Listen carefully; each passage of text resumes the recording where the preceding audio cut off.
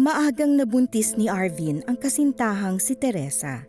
Hindi ko pa naisip kung ano na ang mangyayari next. Na mag-iiba na totally yung buhay namin kasi magsasama kami bilang mag-asawa eh. Alam ko na pag buntis na ako, katulad ng mga taong nando sa baryo namin, I'll be staying at home.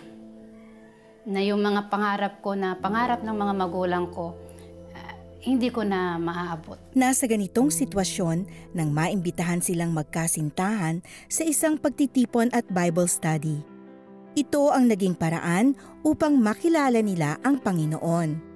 Taong 1996, sila ay nagpakasal. Masarap yung afternoon na pakiramdam nung ikinasal kami.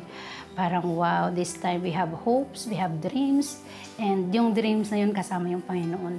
Nagbago yung perspective, parang nagkaroon ka ng confidence na ay mag-asawa na kami. Unti-unting naranasan ng mag-asawa ang pagbabago mula sa Diyos. Masigasig na itinaguyod ni Arvin ang kanyang pamilya. Si Teresa naman ay nagtrabaho bilang optometrist. Minsan, sinubok ang kanilang pag-iibigan dahil sa hidwaan tungkol sa pera. I felt na ang liit ko. Ang liit nung tingin ko sa sarili ko. Na parang, baliwala nga yung income ko eh. Ako yung may pera, wala ka naman pera, kahit anong kadami yung trabaho mo, hindi pa rin yan enough para sa amin ng mga anak mo. Kahit na anong effort ko na for him to go back, wala. Ayaw na niya. Nawala siya. Sa pag-alis ni Arvin sa kanyang pamilya, sinubok niyang patunayan ang sarili na siya ay yayaman, ngunit nabigo lamang siya at bumagsak bilang mag-uuling. Kasi doon na nagkaroon ng opportunity na parang nag-rebel na ako, wala na.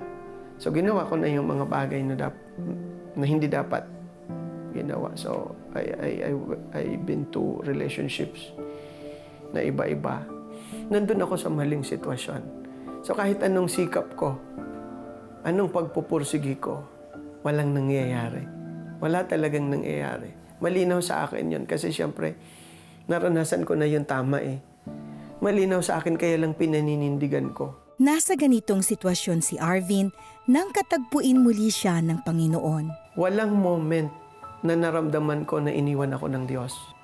And during that time, pagkatapos ng moment na yon, lumakad ako sa ilalim ng mangga. Nagtaas ako ng kamay at sabi ko, Lord, this time, ikaw naman ang magmaneho ng buhay ko. Susunod na lang ako. Iba na yung panalangin ko. Sabi ko, God, kung hindi na po siya babalik, kung hindi niya na po ako mahal, kahit na lang po yung mga anak ko, balikan niya. Okay na po sa akin na kahit hindi niya na ako mahal, basta bumalik lang siya sa mga anak ko, okay na po ako, tatanggapin ko po yon. Matapos ang mahigit 3 taon, tunay ngang hindi pinabayaan ng Diyos ang mag-asawang Minggoy. Isinaayos ni Arvin ang kanyang mga pagkakamali sa tulong ng Diyos. Sa ngalan ng pag-ibig at pagpapatawad, muling nagkabalikan sina Arvin at Teresa. Na-satisfy yung damdamin ko na this is the beginning na somehow the Lord has heard my prayers that night when I prayed. Na ito yung pinakinggan ng Lord yung panalangin ko instantly. Kada mananalangin ako, ang malinaw na naririnig ko sa puso ko, ayusin mo ang buhay mo. Hopefully, ang prayer ko, maging coach ako sa mga anak ko. Pag sila naman, ang dumating, wino-workout ko na pag dumating sila sa mahihirap na sitwasyon, they can run to me and they can ask help from me na walang barrier yung communication. Sa kasalukuyan, si Arvin ay full-time pastor at layo niyang tulungan ang mga kabataan at pangaralan tungkol sa epekto ng HIV/AIDS. Bilang haligi naman ng tahanan, ito ang mahalagang panalangin niya.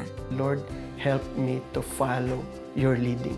We will follow the leading of the Holy Spirit day by day, moment by moment. Mapapunta tayo doon sa kung saan ang gusto ng Lord na mapuntahan natin. Pinagpapasalamat ko po sa Lord kasi sila yung magulang na pinagkaloob sa akin. Parang since alam naman ng Lord yung plano niya sa akin, parang naging thankful na lang din ako.